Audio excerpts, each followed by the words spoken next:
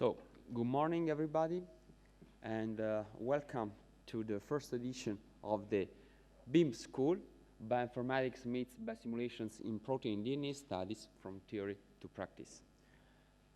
It's a very great pleasure for me and the other co-organizer, Professor Daniele Di Marino and Professor Francesco Saverio Di Leva, to have you here today, and particularly that outstanding scientists accepted our invitation to present to the school.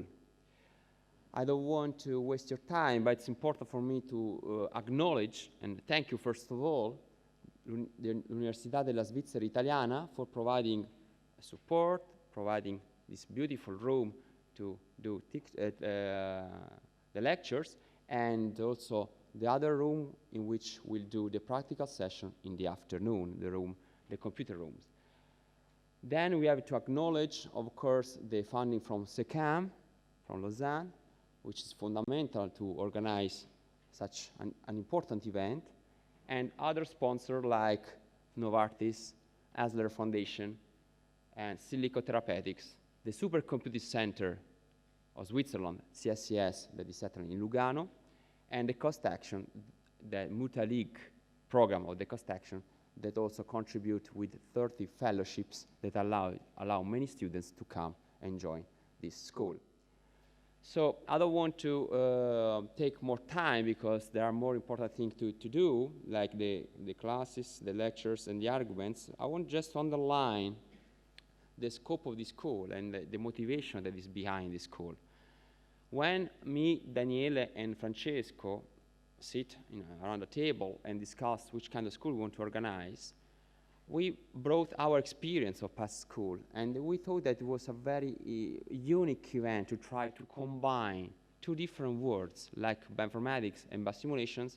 They usually study similar systems, same system also, but they don't speak each other, they don't know each other because they use different techniques, even though we believe that there is a concrete potential of synergy. So we decided to try to do these experiments. That's why this is the first edition. If the experiments of merging, of combining the two communities work, of course, we will continue with the next school edition. So I hope that you will enjoy the school, enjoy the whole week. You will receive many practical information in just a few seconds about the school. Just I want to summarize the scheme of the school. It's just 2 morning theoretical lectures followed by 2 practical hands-on sessions in another room is in the main building of the campus. So from Aula Magna in the morning, we move to the computer room on the ground floor of the main building of University of Svizzera Italiana campus. And so let me just leave the stage to Guy, that is here from the SECAM, to give you some practical information about the school, where to eat, where to go, where we are, and then let me just introduce the speaker after the Guy information. Okay.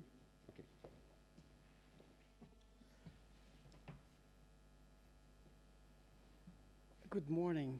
I'm Guy Byron. I'm coming from Lausanne, SECAM HQ. I'm in charge of the administration. So welcome to Lugano. Thank you for being here and attending this advanced school. Thank you to the organizers. And they did an outstanding preparation and work, and I'm sure you will enjoy the program and the week here. Just a few logistical information. If you haven't yet registered, please do it. Fill all the fields in the form, and so that will help the organizer to prepare the dinner and things like that. Take your badge. There is a booklet on the table. Please take one. Inside you have some useful, plus the program and the abstracts, some useful information. If you have EduROM, it should work here. Otherwise, we have a SECAM access, which is in the booklet as well. We are in number 10 building, which is Aula Magna. In number 1, the main building, there is a cafeteria, which is closed during the weekend, but will be open from Monday. Here you have outside, you can find a map with various restaurants you can find in the area. We have set up an app. You have a QR code in the booklets. You can download it and have the program on your mobile phone if you want. This is the login for the Wi-Fi if you need it. It's also in the booklet. And I think I'm done. That's it. Thank you very much. Enjoy your school, your week, and I'll let you continue. Thank you. Okay. So, again, thank you for coming, everybody. And as I told you, first, a practical remark. When you go on the registration desk, you need to sign for the presence both sheets, one for the SECAM and the other one for the cost action. So please be sure to sign twice. And there is also some agreement information about the recording stuff and pictures that you should sign if you want. And as I told you, as an organizer of this school, we are both proud and very pleased that attending speakers accept our invitation. The first one is an example. So we are very happy to have here Professor Andrei Lupas from the Department of Protein Evolution of the Max Planck Institute for Development of Biology in Tübingen, Germany. So, Professor Lupas, the stage is yours. Whoop. All right. Okay, this is on, right? Yep. Okay. All right, if you can't hear me properly, please give me a sign. All right, and let me start the presentation.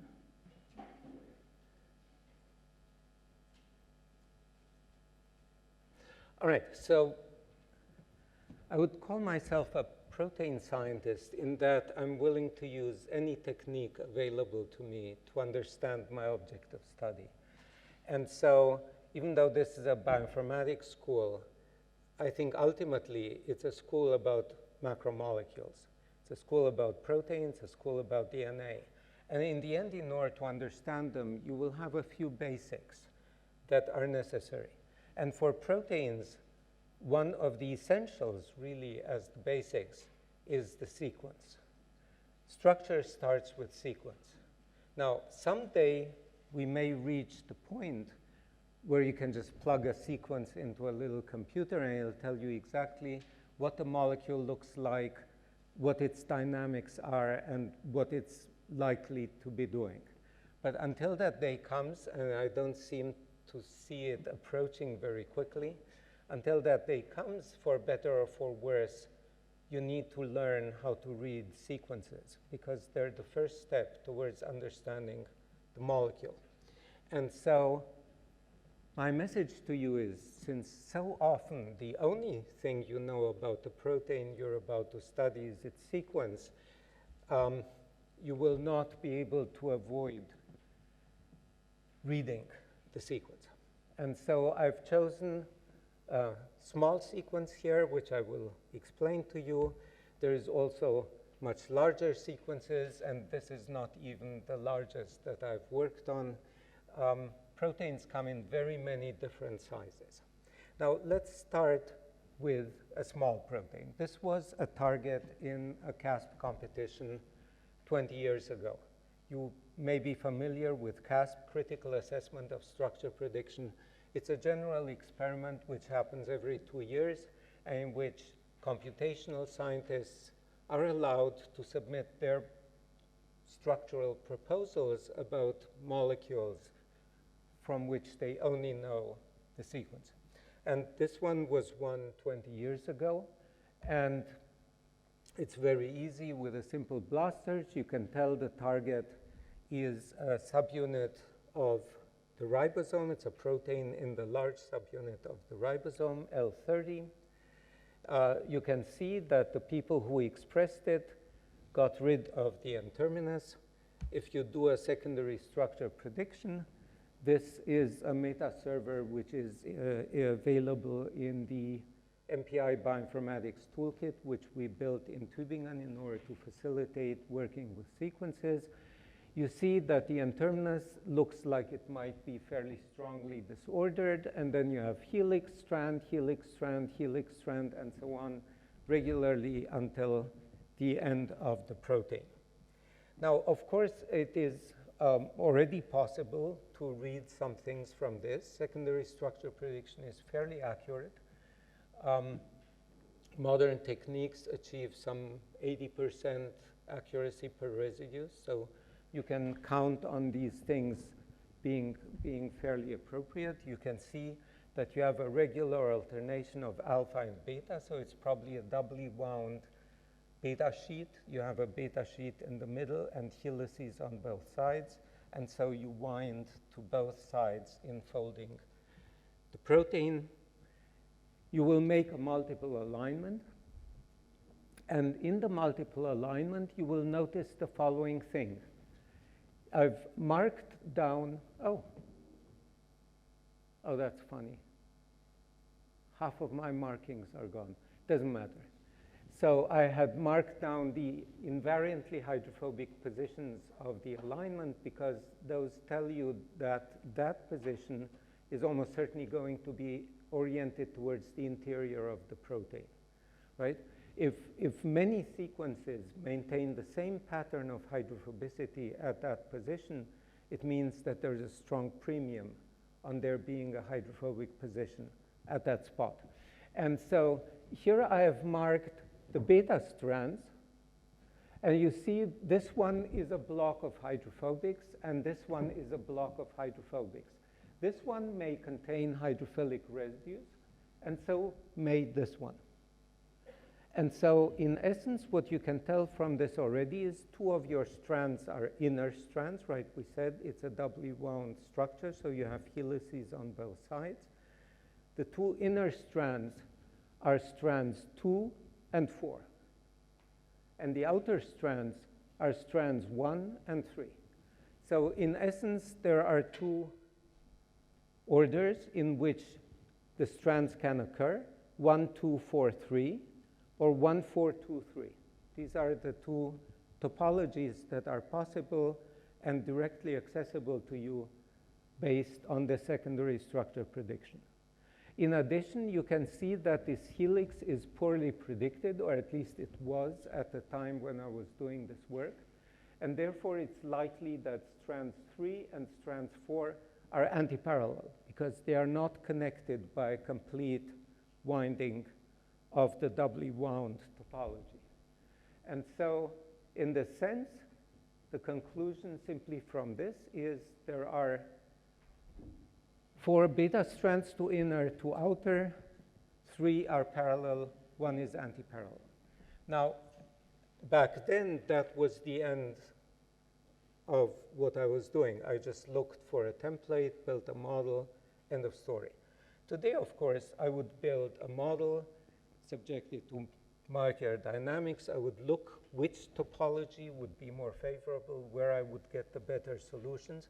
But in essence, this would help me select which kinds of solutions would be useful for me. In this case, I built the model that is shown here. This is the structure that the protein actually has. I've omitted the helices on the front layer so that we can see onto the sheet. There are 2 helices in front. The N-terminal and the C-terminal helix are in front. Here you see a superposition of the core of my model and of the structure. And you see that they agree, let's say, reasonably. For 20 years ago, it wasn't so bad, but that my positions 2 and 4 are switched. So I picked the wrong topology. I basically had 50% chances. But the message that I want to give you is that you can read important aspects of the topology of a protein directly from some simple measures if you watch hydrophobicity and if the molecule is small. The bigger it gets, the more secondary structure elements you have, the harder it gets. It's an exponential problem. By the way, that's why programs like ITASR and Rosetta pretty much fail after about 150 residues because the complexity of the problem just gets too large. All right, let's take a bigger chain. This is a multi-domain protein. It already says protein kinase. So you expect a kinase domain in here. The first step you will do if you have a bigger protein is you have to parse it into pieces that you can deal with in a reasonably autonomous way. And fortunately, proteins do that anyway. They have the so-called domains, which are autonomously folding pieces of the polypeptide chain, which very often are also autonomous in evolution. In other words, they evolve partly separately from each other, depending on what their environment is. And so here, one of the tools you may use, which is fast, easily accessible, and reasonably accurate, is SMART. I don't know if you know the website. It's hosted at EMBL, and it contains a large number of manually curated profiles of important domains mainly in eukaryotic proteins. And SMART also allows you to scan PFAM within the SMART interface. And so in principle, for this protein, you would get this kind of schematic. There's your kinase domain. You expected it since it says protein kinase. And you see that you have WD40 motifs repetitively. You know what WD40 is? Beta propeller. No, I don't see many illuminated faces. We'll see a beta propeller. Presently, it's a protein fold which is highly repetitive.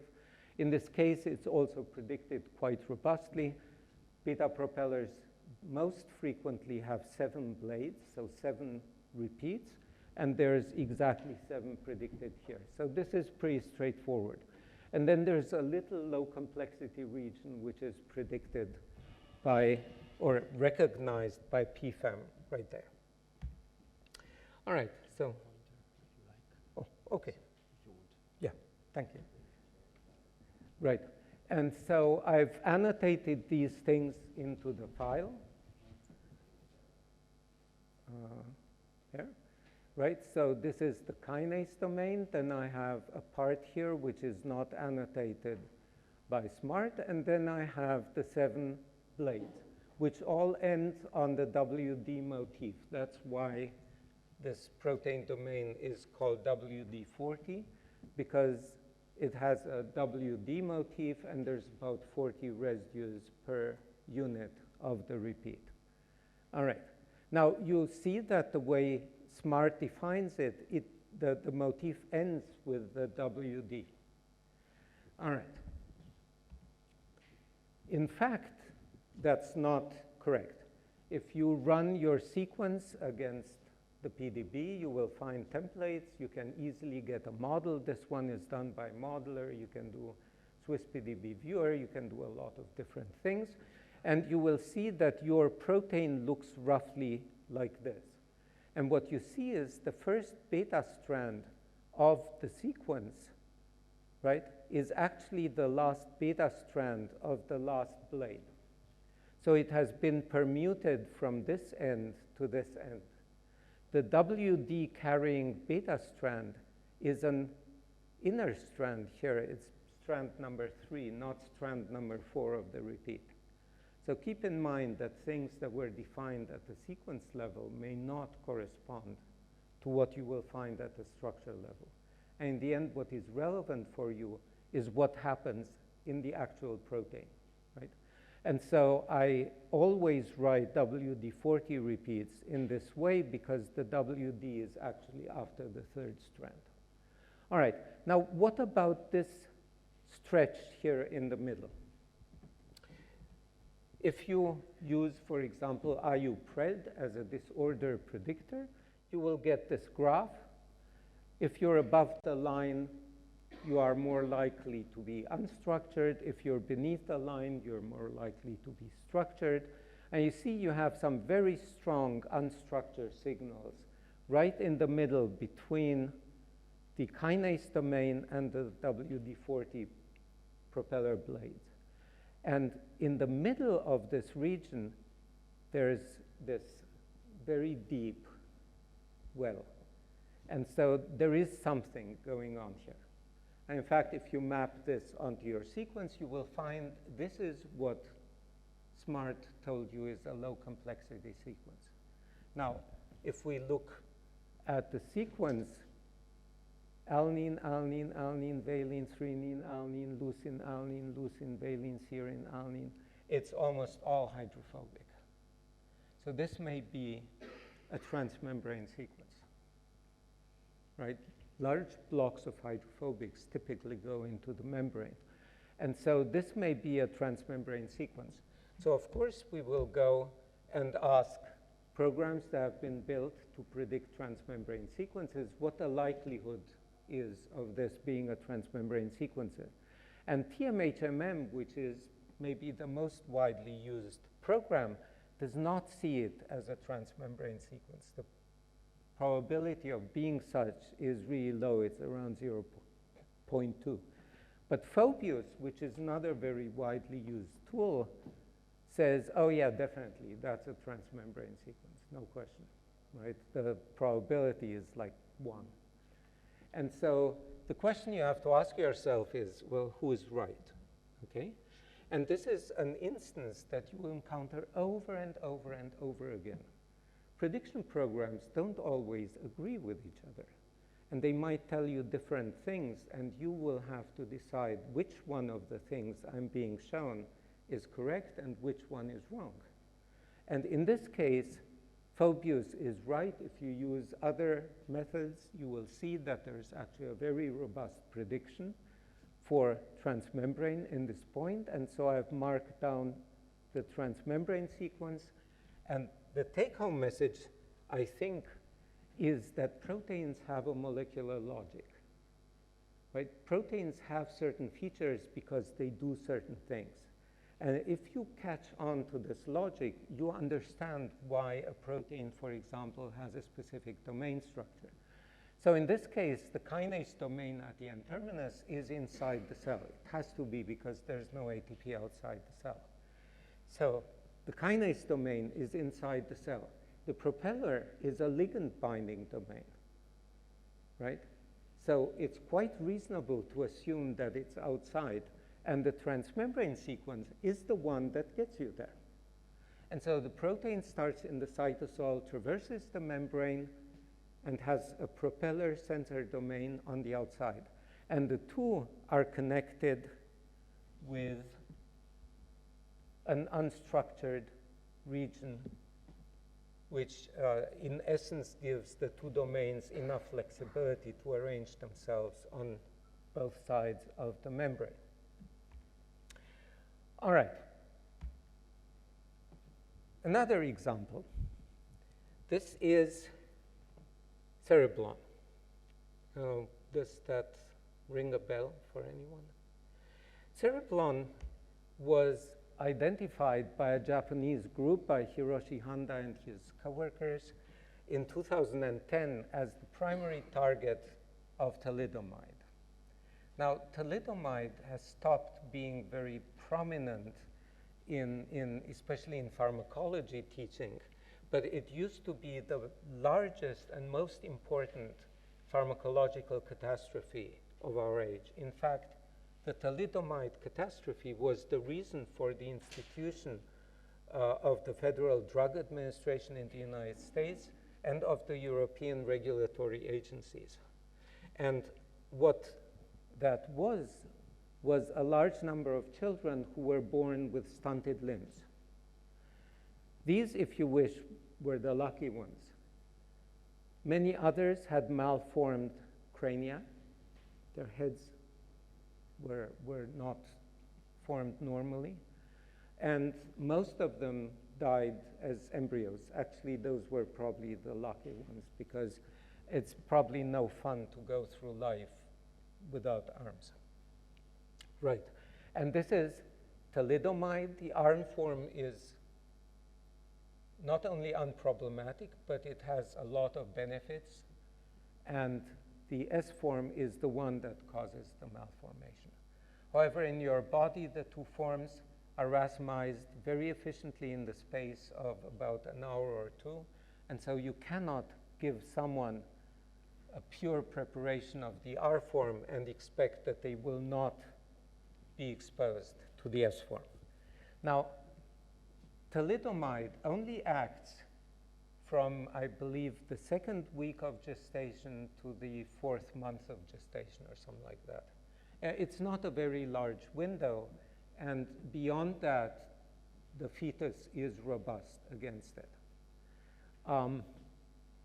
Thalidomide also has some really wonderful properties in combating cancer and leprosy. And so thalidomide is still being administered essentially over the counter to leprosy patients in South America, in India. And so we have hundreds of thalidomide babies born every year because of this.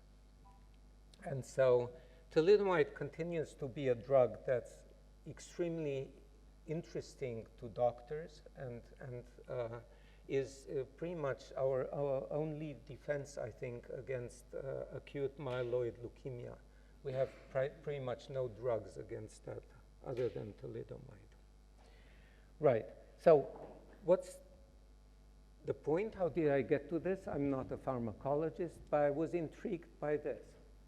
Cereblon means it's in the brain, and it has a long domain. I was interested in long domains, so I said, oh, I need to look at this thing.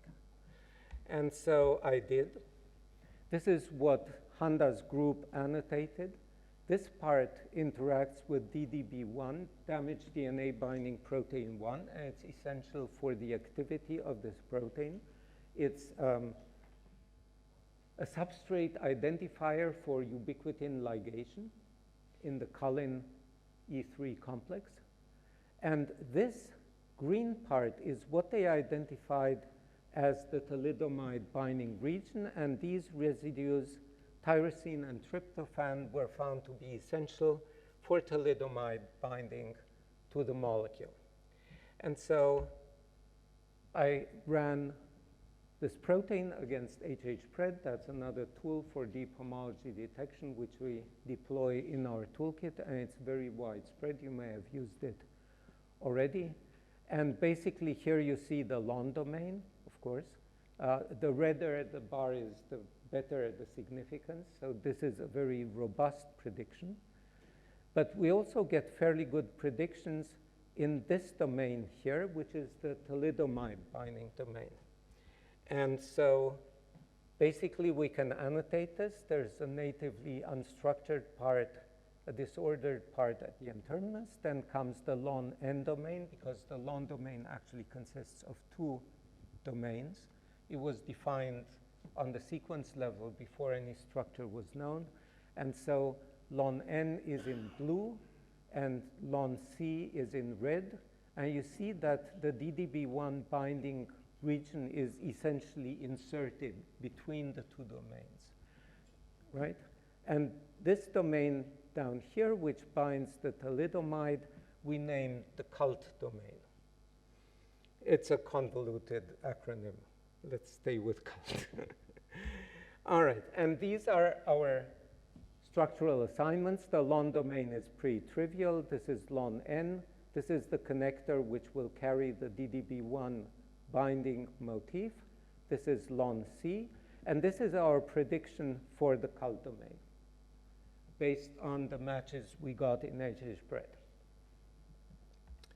Okay, we did a cluster map of this. I will not go into how cluster maps are done, but in essence, you have an n by n blast search of every entity you wish to cluster against every other one, and then you do a force-directed graph to bring together those nodes that are the most closely related to each other, and we did this for all cult domain containing proteins.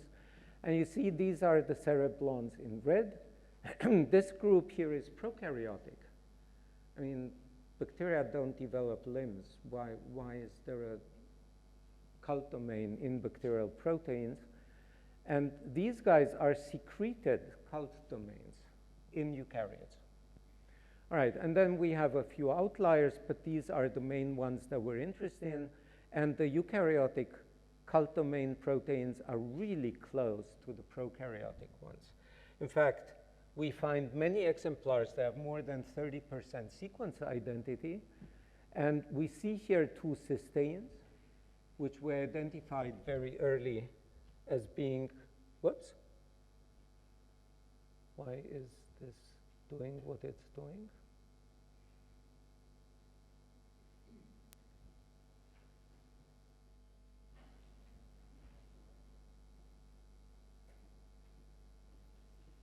Am I losing the?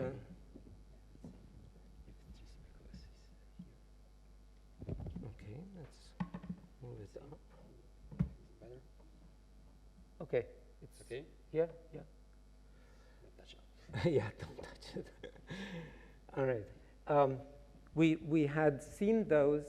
So these 2 were the first ones I noticed, but then there were 2 other ones here, which I pulled into the definition of the domain.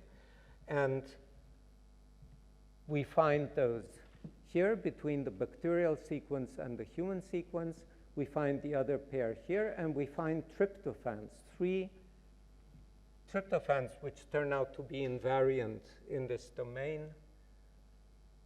And tryptophan is the rarest of residues. So having 3 of them together gives you an enormous signal in sequence similarity comparisons. At this point, I would like to do something that's foolhardy. I would like to actually show you the sequence search.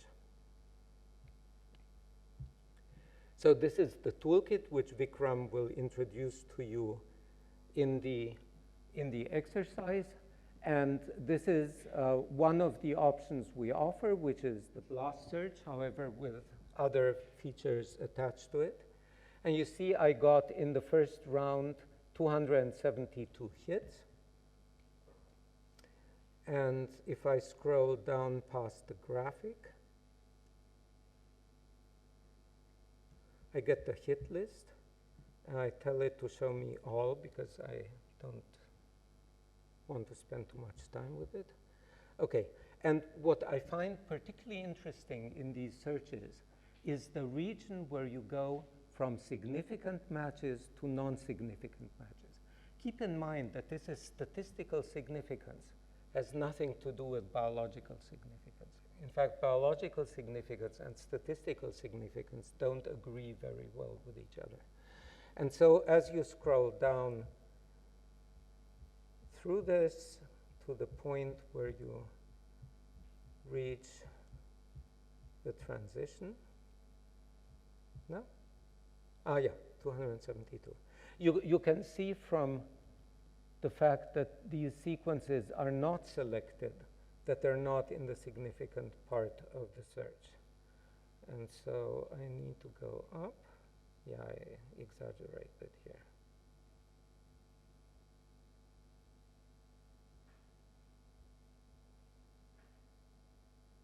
Okay, so now I'm in the significant part, right? And if you look, for example, at this sequence right here, there's the 2 cysteines, there's the other 2 cysteines, there's this tryptophan, there's this tryptophan, there's this tryptophan, and there's also an NPXG motif here between them, right? And so if we scroll through this, you will see that this motif keeps popping up, right? So here I have my cysteines. Here of the NPXG, I have the N and the G. Here are my 2 cysteines, the next 2 cysteines. Here's tryptophan, tryptophan, tryptophan, right? So by reading these alignments in the search, you get an idea of what kinds of things you should be looking out for. And so, oh, I'm already in the non-significant part, but you can see the cysteines here and here, the tryptophan, I don't see the, wait, am I? Oh, here. This tryptophan is not there. So I have only 2 of the tryptophans. This one dropped below the significance line, but you see the NPXG. This is probably a valid hit. In fact, as you do these things over the years, you will realize that most of your significant matches are indeed valid homologs and biologically highly relevant, but many of your non-significant matches are also relevant to you. There are also homologs, more distant homologs, which you simply haven't pulled in.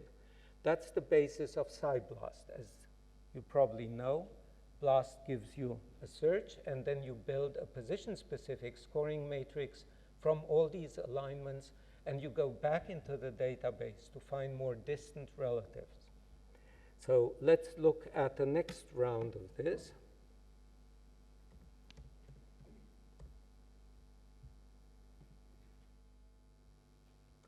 Okay, now I have 538 sequences.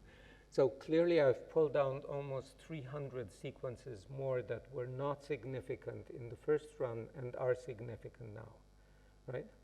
This wouldn't work if you had identified all the significant, biologically significant ones up front, right? And as you run SciBLAST, you will pull in more until at some point you don't get anything new, and then SciBLAST will tell you no new sequences were found. But that's not the end of the game, because if that were the end, there would be no justification for programs like Hammer or HHPRED, which go beyond these. And even with HHPRED, we found that quite a few low-scoring matches are actually valid homologs, right? So keep in mind that biological significance and statistical significance are not the same thing. All right, now if we go here, let me try to search for it.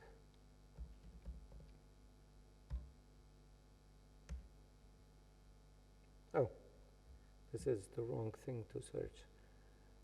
How do I search? Here.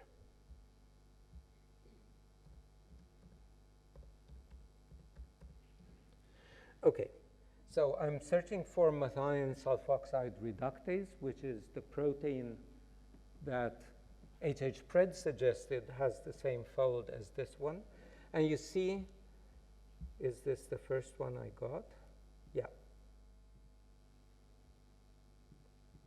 So the first hit is at 400, so it's not very high scoring.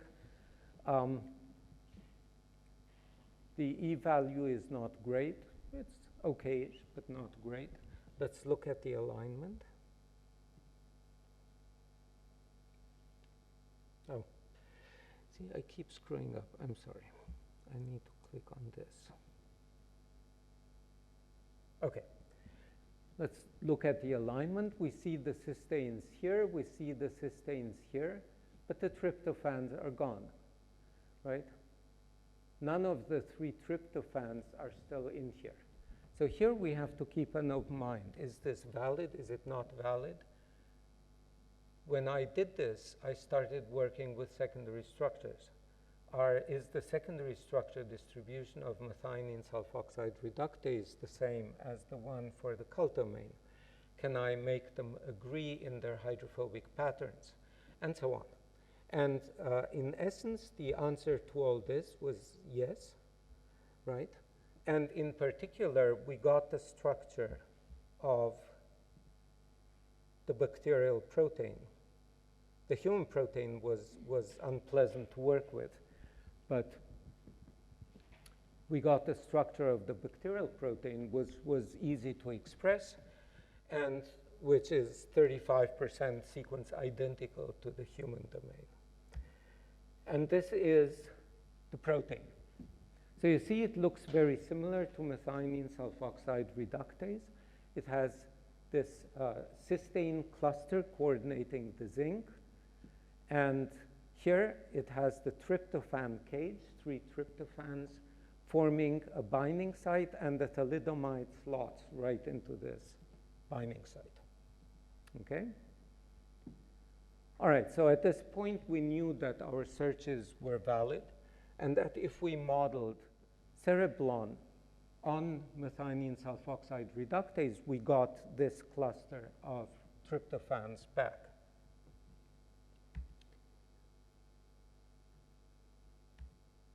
In fact, subsequently, people solved the cult domain from humans, from mice, and from chickens. And you see all 4 superimposed here. Now, you may not see that there's 4 lines here, but there are 4 different structures superimposed here. The bacterial one, the chicken one, the mouse one, and the human one. And you see that not only do they have less than 1 angstrom RMS deviation over 100 residues, but the binding site is also pretty much identical. Right? Now, what is the natural ligand of a domain that is this highly conserved in nature? And to me, it seems obvious that whatever this thing binds is going to be relevant to bacteria and to all eukaryotes, and it's going to be relevant inside the cell and outside the cell, because some of the eukaryotic ones are secreted. Okay? So we started asking ourselves, what's the natural ligand that goes here? Of course, it's not thalidomide, because that's not a natural ligand. What do these proteins actually bind for real? And so, right, we made a much larger cluster map. This is a stereo view, but I think most structural biologists have lost the ability to see cross-eyed stereo. Used to be that papers were full of cross-eyed stereo because there was no way to show any spatial arrangement. It doesn't matter. We can just look at one panel. There's the cult domain. There's the methionine sulfoxide reductase. There's another protein which was initially characterized from Drosophila, a developmental protein, which was called YIPI. I don't know if you know Drosophila nomenclature, but the mutants in Drosophila are named in odd ways, and probably the person who saw this phenotype said, oh, yippee, and that was the name of the gene. This is a microtubule handling protein, and this is a domain from a helicase. So you see these things are functionally probably very distinct. MSRB is not particularly close to cult. It's coming out of the pain. It's almost equidistant to cult as YIPI is. All right, so we made a gallery of structures with everything that was potentially homologous. There's our cult domain. There's methionine sulfoxide reductase, which we assume is the oldest form of this domain. The reason being that methionine sulfoxide reductase is essential for life. Every living being, without any exception, has MSRB. And if you knock it out, the cells are dead even before a real embryo is made, right? So this is an absolutely essential universal protein. None of the other one is, so this is probably the core of the family. And if we look at these, we see that they bind their ligands in similar ways. Here in YIPI, we don't know what the ligand is yet. And of course, the helicase binds things that are much larger, so the binding site is very flat. But the smaller the ligand is, the deeper the binding site goes in. And so we built a mock-up of the binding site that we had already modeled in Cereblon before we had the structure. And we asked which proteins in the protein data bank have 3 aromatics forming the sides of a cage, right? Based on very loose geometric measures. And the 3 most attractive, we found more than 20 types. And the 3 most attractive were here. A binding pocket in a transcription factor which bound uracil, trimethylysine from the tails of histones, and dimethylarginine. We tested all 20 that were in PDB. We tested against Cereblon. And we reasoned that not only uracil should bind, but uridine, the nucleoside, should bind. And in fact, thymidine should not bind because it would not fit. It would clash with one of the aromatics of the cage, right? We further speculated that quite a few pharmacologically active substances which have this group might also bind to the pocket, right? And so there's nothing new under the sun. Going into the literature, we found that this pharmacologist, Gary Shull, published a paper in 1984 saying pretty much exactly what we said. Right, and it's been cited 9 times so far. I just looked it up last night. So by now it's been cited 9 times, probably 3 of which are our papers. Right, so you know, there's treasure everywhere. I'm not recommending that you read all these old journals on the off chance that one of these things might make sense, but once you have found something, probably someone else has seen it too, right? So do a very careful literature search and also look at nature. If you have an idea, it's almost certain that nature has tried it. And so search for proteins that might have what you thought of, okay? Now, in this case, Gary Shull also noticed the similarity of the phthalimide group. No, this is the phthalimide group. This is the glutarimide group. The similarity of the glutarimide group to a variety of pharmacologically important substances. However, he did have thymidine as one of the ligands. He didn't know about the cage, and therefore there was no. Okay, and so we started solving structures. This is the structure with thalidomide, with pomalidomide, with lenalidomide, with deoxyuridine. So this is a natural ligand. This is an actual biological molecule. First one, and still the only one that anyone has found. Hydantoin, glutarimide, ethosuximide, aminoglutathamide. So a lot of pharmacologically important scaffolds bind to this, which also kind of explains why uridine and uracil are listed as teratogenic in chemistry handbooks, laboratory handbooks, as the only nucleobases that are biologically relevant, right? So they probably go through cereblon, just like thalidomide does. All right, okay, and with this, I want to go to the next example. I'm way behind what I wanted to do. And my next example to you is that when you start parsing things, as we have done with a kinase, as we have done with cereblon, repeats are your friend. Repeats allow you to sub-parse individual domains and gain a much more focused understanding on what is going on in certain regions of the protein. And here is one which I started working on when I was still working for a pharmaceutical company. It's a surface protein which is very important in Yersinia infection. It's invasive. It allows the molecule, not the molecule, the bacterium, to invade your tissues. And it's an attachment protein. It allows the protein to attach. So in fact, in the course of this work, we showed that this was not actually the invasine. There's a second invasine. This is the adhesin.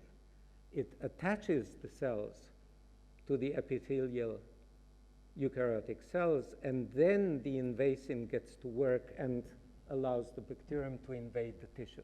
This is just the adhesin. All right, and my task was to explain, right, there are these lollipop-like structures, a stalk and a roundish head, and my task was to explain the logic of this protein and which parts of it one might need to study in order to get to molecules that would disrupt the attachment process. And so if you read the sequence, you will see that there's these repetitive pieces which are Zweig, Sieg, Zweig, Avav, These are basically small residue, large hydrophobic, small residue, large hydrophobic glycine, right? Small, large, glycine, and so on. And so these are most likely beta strands, right? The zigzag of a beta strand puts the small residues to one side and the larger hydrophobics to the other side. And the glycine indicates that there is an obligatory turn at the end of this. So it's almost certainly a beta strand with a turn that we're seeing here. In fact, if you now use profiles, you will see that these beta strands are separated by things that are very similar but not as strongly focused in sequence. Here, for example, SIATG. This is another beta strand. However, this one could be solvent exposed, right? And then here you see YAD, YTD, YTD. So basically, another repeating motif, which is essentially tyrosine X aspartate. All right. So let's write these repeats under each other. These are the Zweig repeats, and these are the YTD repeats. These are quite focused at 15 residues length. These are not quite so focused. So if you do a fast Fourier transform of the sequence, you will see that the periodicity of this is close to 14 residues, but not perfect. And the subperiodicity is at 2.3. Which is the periodicity of an amphipathic beta strand if it ends in a turn, right?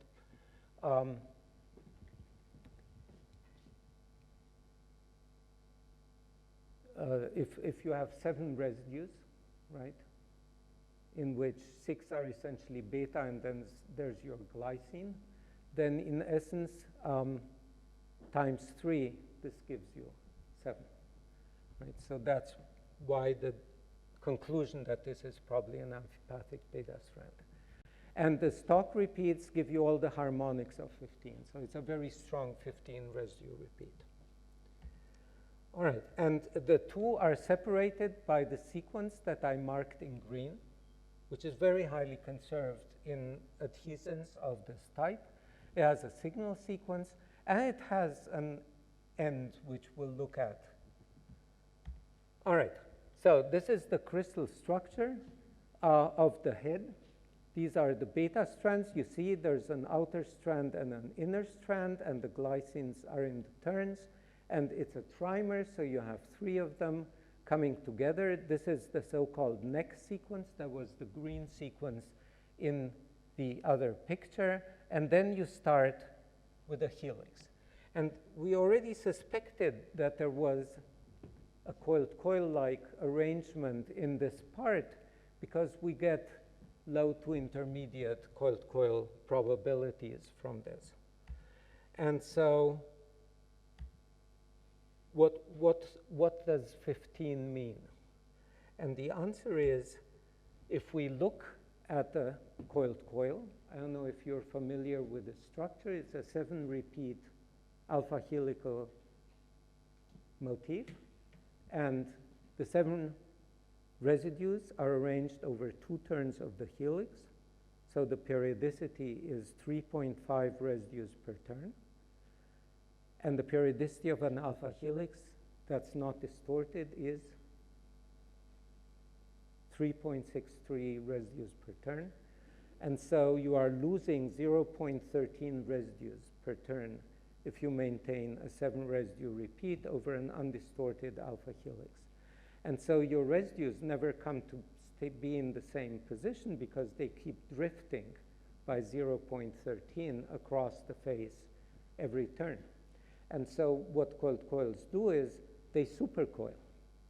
And so they reduce, relative to a central axis, they reduce their periodicity to 3.5. And that allows them to mesh side chains regularly along thousands of residues. Right. And this is the solution that Francis Crick gave in 1953. People generally associate 1953 with the structure of DNA or with the death of Stalin, whichever your inclination is. But in fact, that was the year in which the first high-resolution structure for a protein was proposed. And that was keratin. And Crick proposed it down to a level of parameterization that we still use today. You can model any coiled coil with Crick's parameters. All right, but anyway, he recognized this periodicity issue, and that if you have 7 residues repeating with the hydrophobics at the first position, at the fourth position, then you will get this regular meshing, and he made a model for it. It was all very beautiful. What we recognized over the years is that a turn of a helix being 3.6 residues, right? If we insert 3 residues, we force the supercoil to become stronger. If we insert 4 residues, we allow it to become less strong because we insert 4 residues and not 3.6.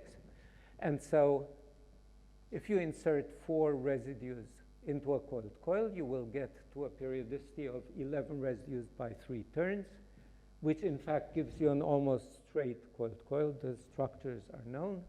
And I postulated that this protein that we were dealing with back then had the next step. It was going to 15 and therefore 4 turns of the helix. And because the difference now to the straight is plus 0.13, the idea was that instead of supercoiling in a left-handed fashion, it would supercoil exactly as strongly to the right? So in essence, that was the prediction of this. And we built a model of it with Crick's parameters. This is the model we built based on the assumption that these were 15 residue repeats. There was one 19 residue repeat here, and then we went into 7 residue repeats going into the foot of this adhesin.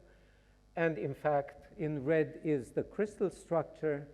And you see that in the regular 15 residue part, we're right on. Crick's equations work. And we got the transition from the 19 residue element to the 7 residue elements wrong. We tried to smooth it out because natura non fecit saltum or something like that. But in fact, it does. So it's much more pronounced, the transition in the natural protein, than what we modeled. But in any case, as you can see from the superposition, the model wasn't really bad. And that's because these equations work very well. And this was also the evidence that 15 residue coiled coils exist. All right, so then we're left with this part, right? And what is this part? And in essence, secondary structure tells us this is a helix. The coiled coil analysis, which I briefly sketched before, tells us this is a coiled coil. So presumably this is also part of the coiled coil. And there's 4 really strongly predicted beta strands. And they have very strong hydrophobic patterns and a central glycine that's invariant. And so let's look at the average hydrophobicity and the average side chain size of an alignment which is not just these sequences, but over 200 sequences that are homologous to this. And so the solid line is hydrophobicity, the dotted line is side chain size, and you see the core positions of the coiled coil, A and D, are hydrophobic and large. Hydrophobic residues on average are larger than non-hydrophobic residues. And you can really count the periodicity. 1, 2, 3, 4, 5, 6, 7, 1, 2, 3, 4, 5, 6, 7, 1.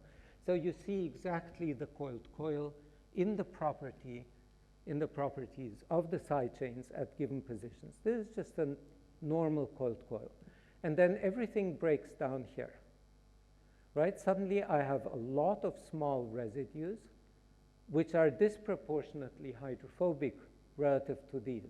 I do not have a pattern of hydrophobic and hydrophilic, right? So the pattern is now small, hydrophobic. And if we look at the beta strands, these are the positions which are more hydrophobic, and they are also larger, right? I see a very strong zigzag. The other positions are really small. I mean, this is an invariant glycine, of course, but these are, on average, the size of alanine, right? And so, and they're not very polar. I mean, the zigzag stays very far up.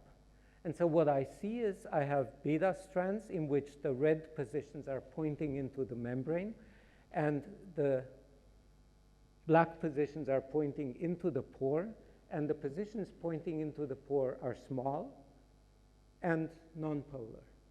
And the coiled coil ends with a part that has small residues that are not polar.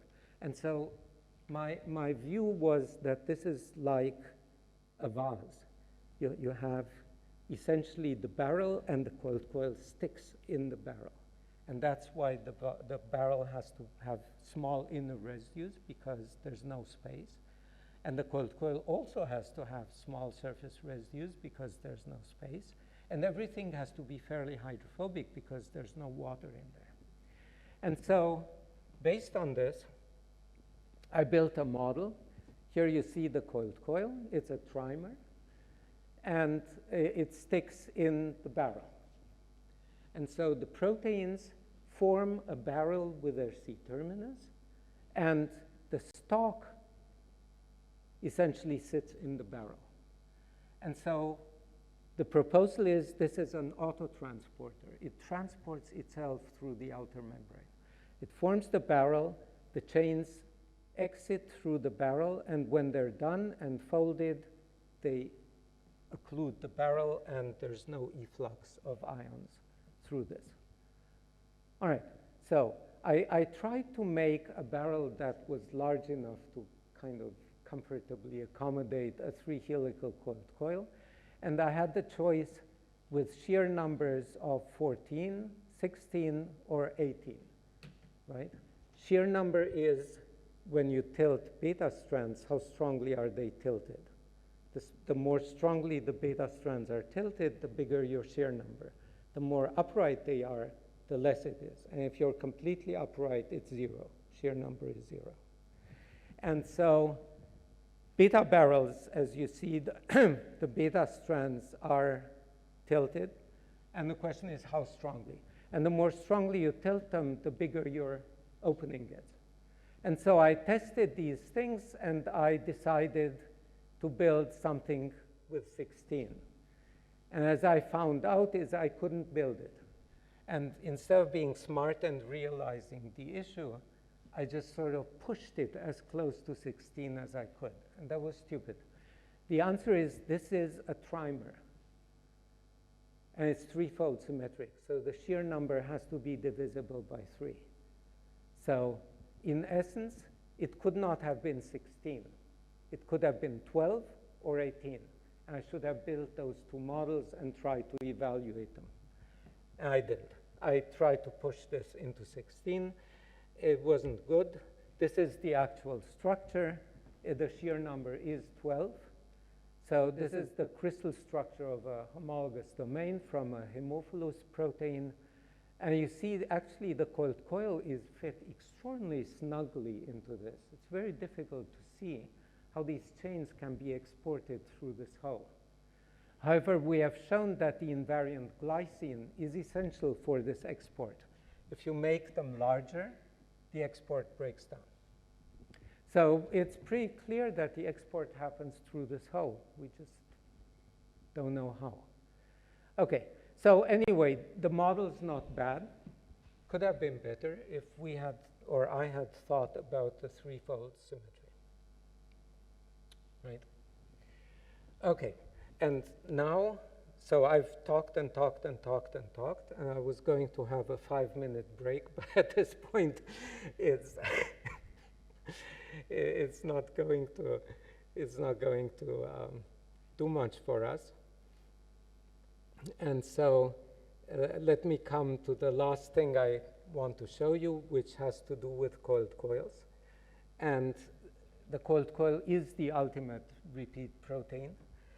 And I got to it because I was studying bacterial chemotaxis. This was my PhD. I was studying how bacteria swim.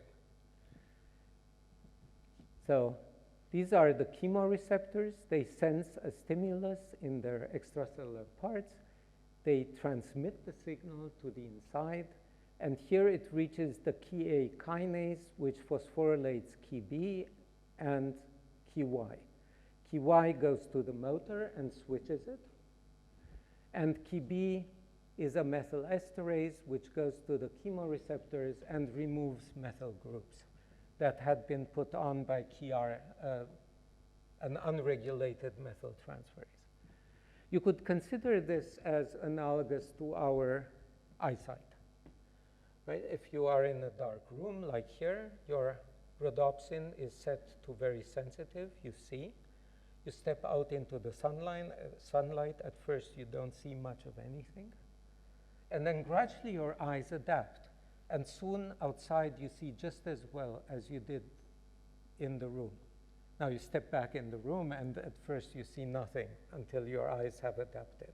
And the adaptation works through phosphorylation of the rhodopsin molecules. And this is the same, except it works by methylation. Key A has a feedback loop which desensitizes the receptor. If there's a signal coming through, the cell doesn't want to know that the signal is still out there. It wants to know if there's more of the signal out there. And so it phosphorylates key B. Key B removes methyl groups. The receptor gets less sensitive, and it will not react unless there's more of the ligand. And so in this way, the bacteria can orient themselves in a gradient and swim up the gradient. Now, there's issues with that, which have to do with the fact of Brownian motion and the diffusion of gradients. But in principle, this is the fundamental of this. And this is the sequence. The protein starts in the cell, goes outside the plasma membrane, has the ligand binding domain, goes back into the cytosol, and these are the methylated residues. Right. And I was trying to figure out how the signal transduction works in this molecule. And I went to a talk, hint, hint, recommendation, do go to talks at your institution, listen to people who come through. And I went with my prof to a talk, and it was Steve McKnight who told us about the Lucent zipper. You may have heard of the term Lucent zipper. Yes, no, maybe? Okay. The Lucent zipper is a module of transcription factors which was characterized as something that allows transcription factors to dimerize, yet was not supposed to be a coiled coil. You see from the model that Steve McKnight published, the Lucent zipper was not supposed to be a coiled coil.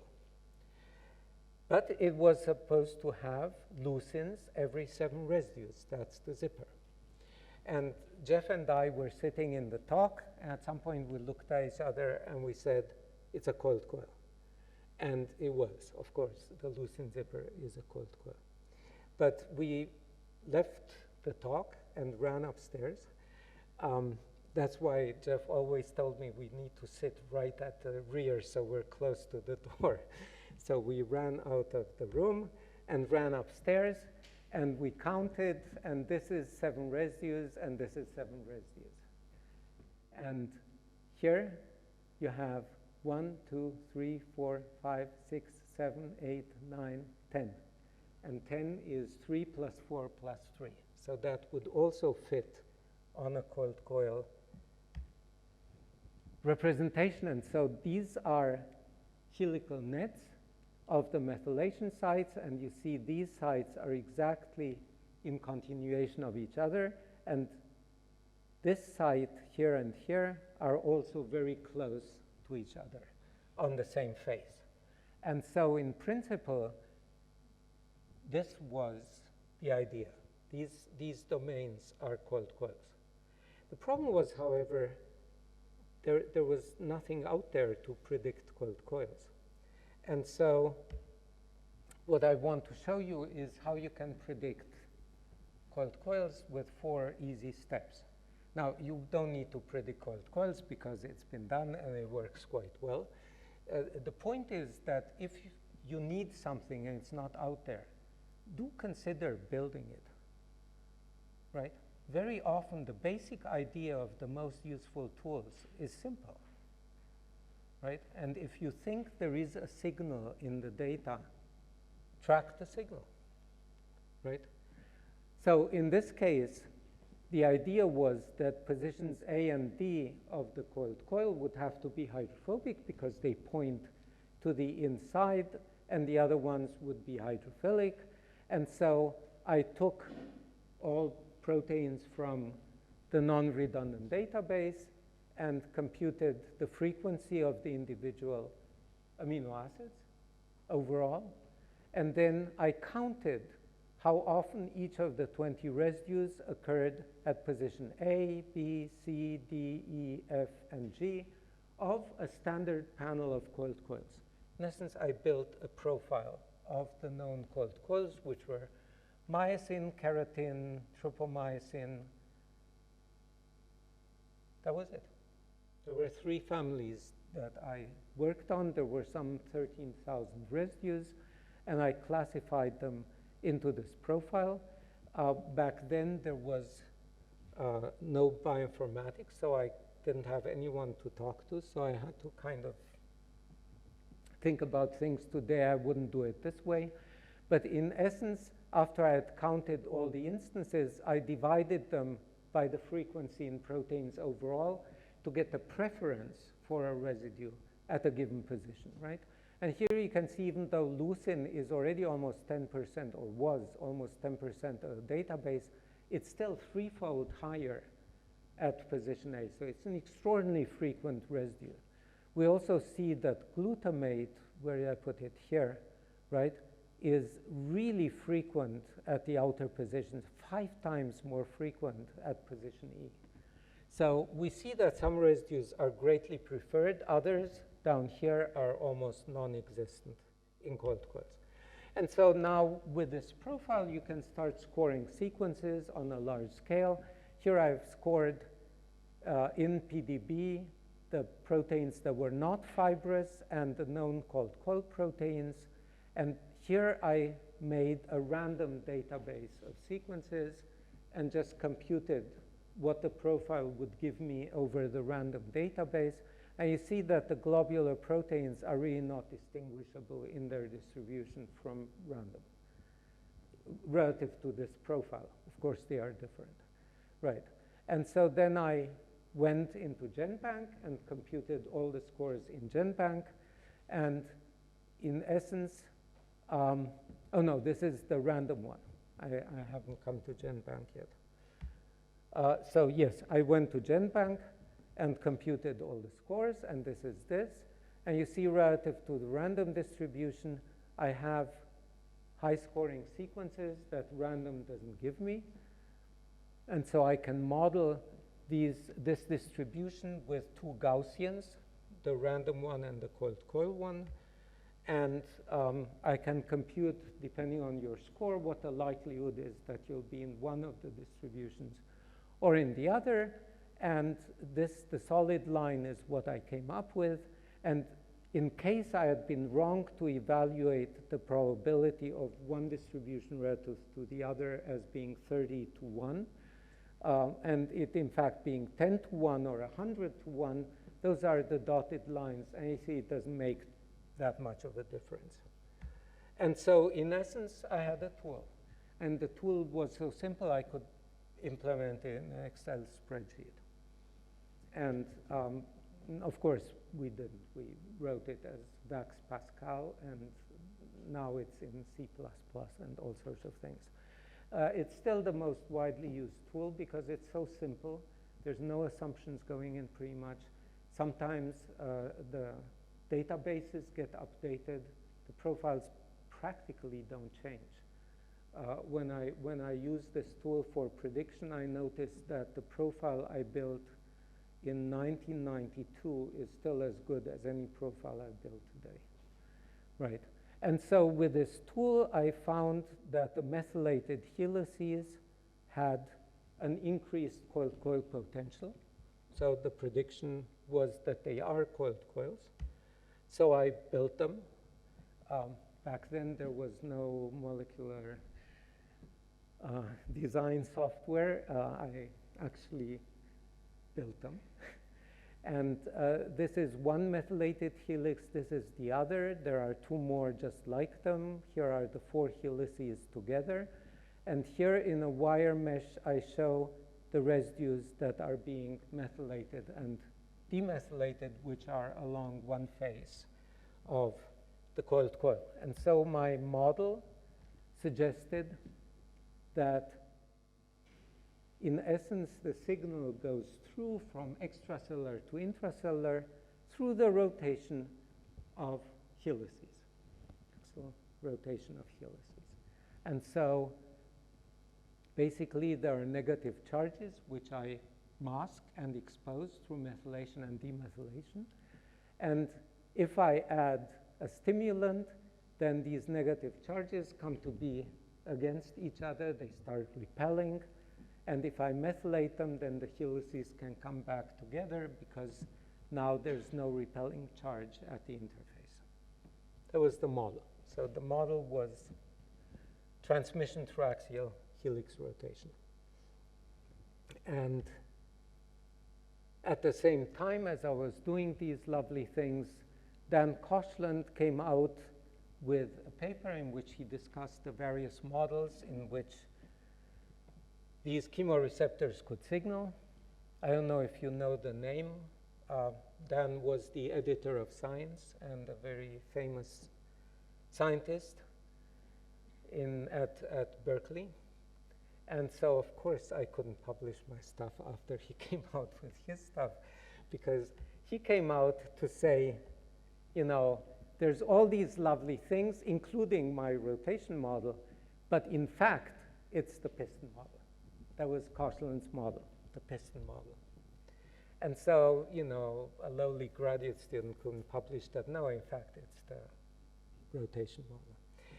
And fast forward to when I was at Smithline Beecham, and I discovered this protein in Archaeoglobus fulgidus in an archaeon, which had transmembrane, a sensing domain, transmembrane, and the so-called HAMP domain. There was no further signaling. This was the most compact transmembrane sensor that I had ever found. And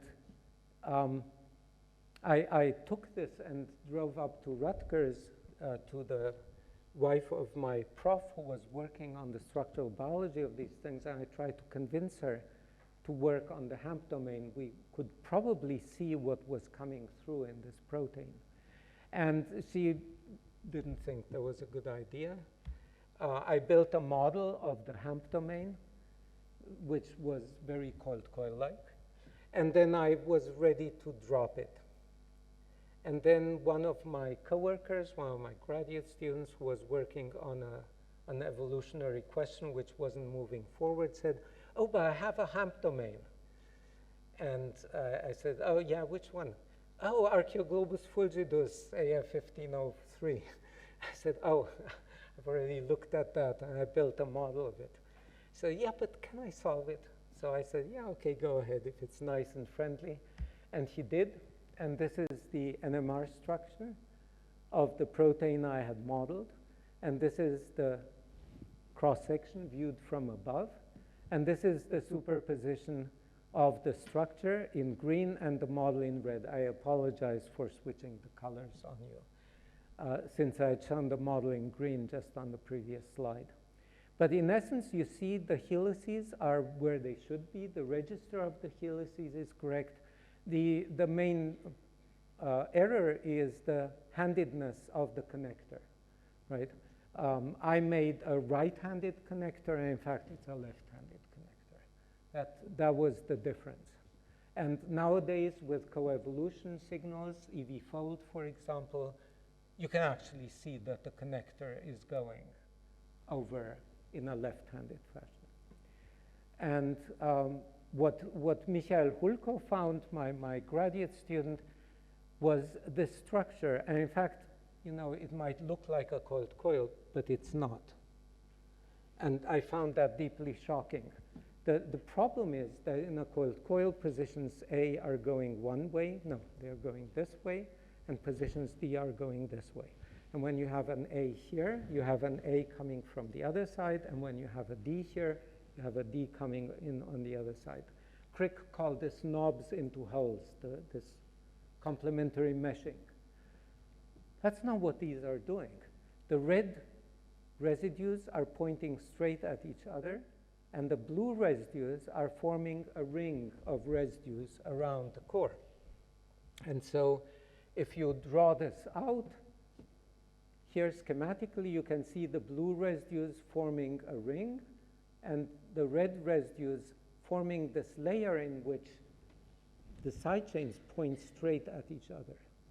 And if you take this and you rotate the helices, you get a coiled coil. You need to rotate them by 26 degrees, and you need to rotate them in opposite directions. So the diagonally corresponding helices, which are the same helix in two different subunits, get rotated clockwise, and the other two then need to be rotated counterclockwise, and then you go from this thing to this thing. And so I thought, oh, wow, this shows rotation. And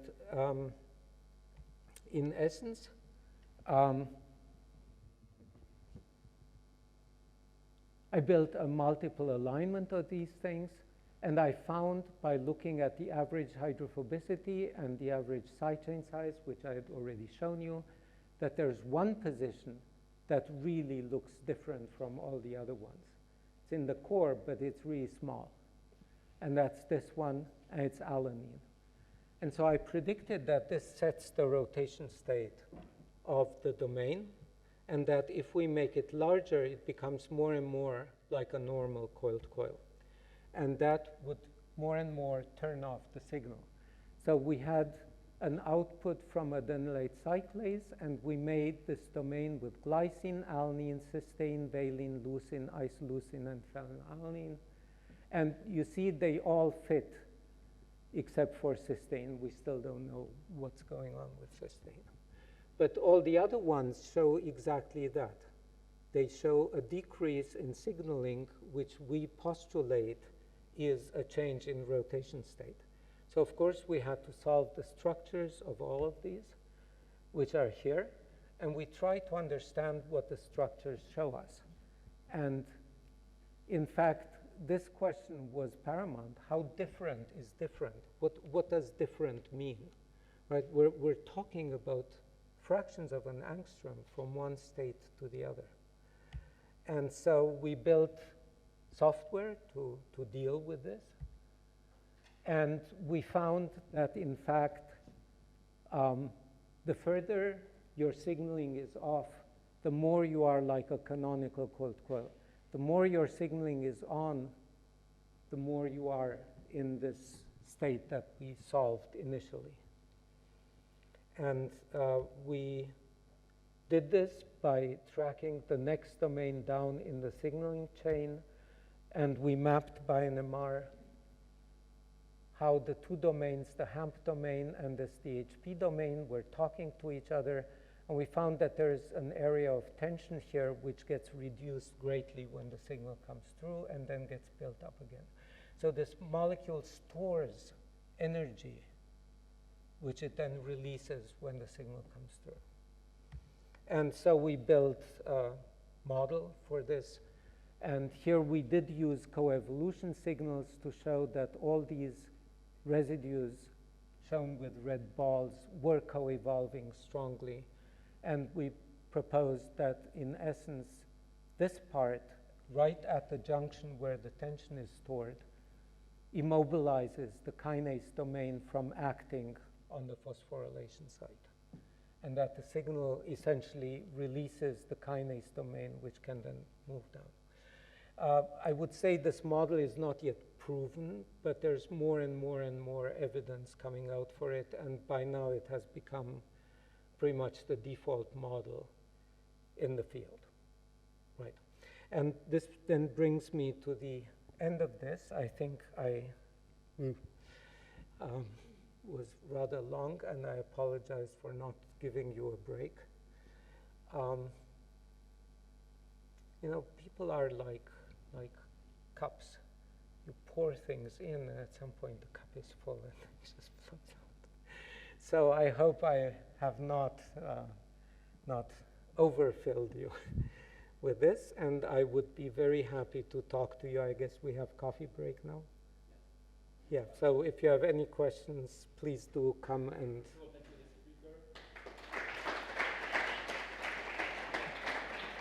Question time. there is a question. Yes. Yeah, okay.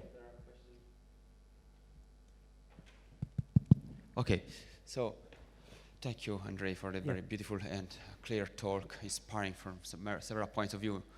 So from the audience, I invite young scientists, but also others to do some questions. So any curiosity, any kind of information that you want to ask, also related to the talk or something related to this field. So please, don't be shy and raise your hand.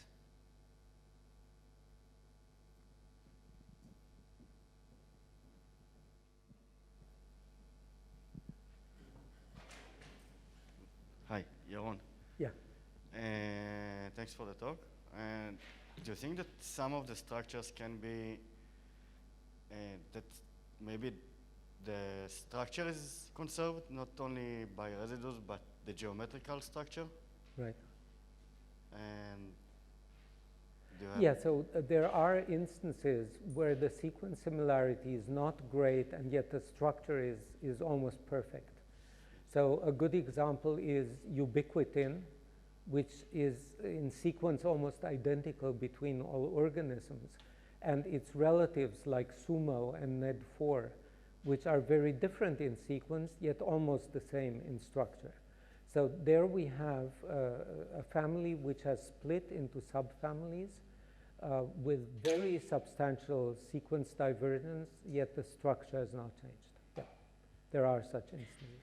And there are instances where small changes in the sequence can lead to surprising changes in structure.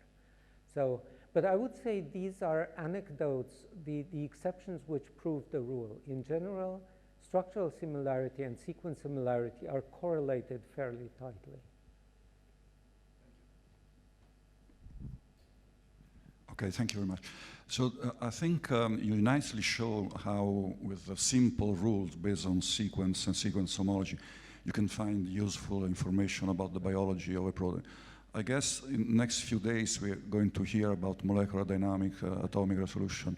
So how you see that the two approaches can get together, whether there is a gap, how you propose to bridge this gap? Yes. So we started fairly earnestly on molecular dynamics, molecular mechanics simulations about 10 years ago. And to me, that's the next step from what I've shown you. So today, instead of just building the HAMP model, I would simulate it. And I would say, is it prone to rotation? How many trajectories do I have to compute before I start seeing motions in this? Can I take the unrotated structure, make my mutations, put the large residues in, and see whether it equilibrates in a different rotation state? These are all things which we didn't do at the time, I would do today. I think there's tremendous value in a simulation, explicit simulation of the things I've shown. The point that I didn't do it at the time has more to do with my shortcomings than with it not being useful. It would have been very useful already at the time. And if I had simulated the membrane pore, I would probably have come to the correct solution, or at least I would have had a chance to get there. And now that we are testing more and more elaborate evolutionary scenarios, there's no way we can get there without an explicit simulation. It's just that up front we do these things in order to narrow down the options of what even we should be simulating, and in order to gain criteria for selecting the successful exemplars from a large population of decoys. Well, I have a question that is a kind of follow-up of the Johnny question. You show very brilliant examples in the past about prediction of structures, motifs, and these are very valid findings, but still it's a static description of the protein. Yeah. So my question is a kind of perspective, as you already partially answered, but I want to try to go beyond your last answer.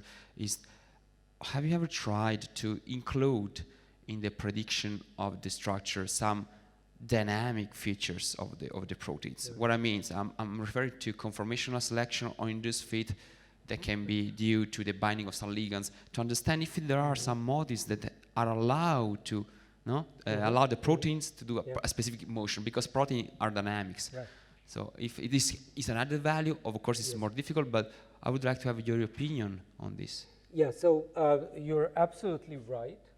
The way my examples work is by me having hypotheses about this state and this state and this state, and then like in a movie flipping the states quickly, and that gives you the movie. In fact, it's a proxy for something that I'm not computing.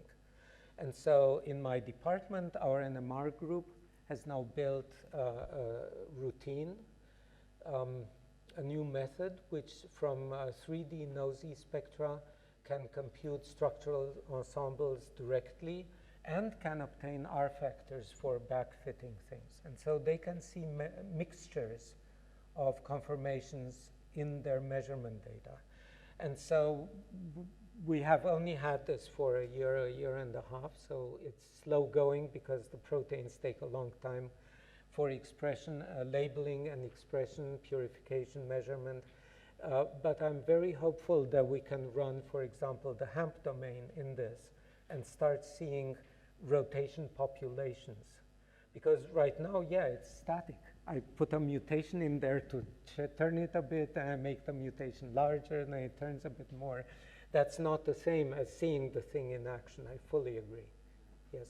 On the other hand, you can imagine and you can predict the motion, because like you predict an arm, you may say also from the static point of view, this conformation or coil allows the rotation. You don't see the effect, but you can predict somehow, also based on static interpretation. So it's valid, I would say, but it's missing the last part. But there's a risk to it, which is that if you have 2 points, you're always tempted to draw a line. But in fact, there might be many more points, and the line might be very convoluted. And in many of my talks, I have a picture which shows, in fact, that you can get a completely wrong picture by just omitting half the dots in your drawing. Yeah, you're right. And so most people who publish papers argue that it's too costly and too difficult to get more data. But to me, that's a very poor excuse. If you need more data, you better go out and get them. It's a matter of time, maybe, to do that. Yeah, right. Other questions? Is this time for some question? No? So if it's not the case, let's thank the speaker again. And now we have half an hour, right? Or coffee break. Okay.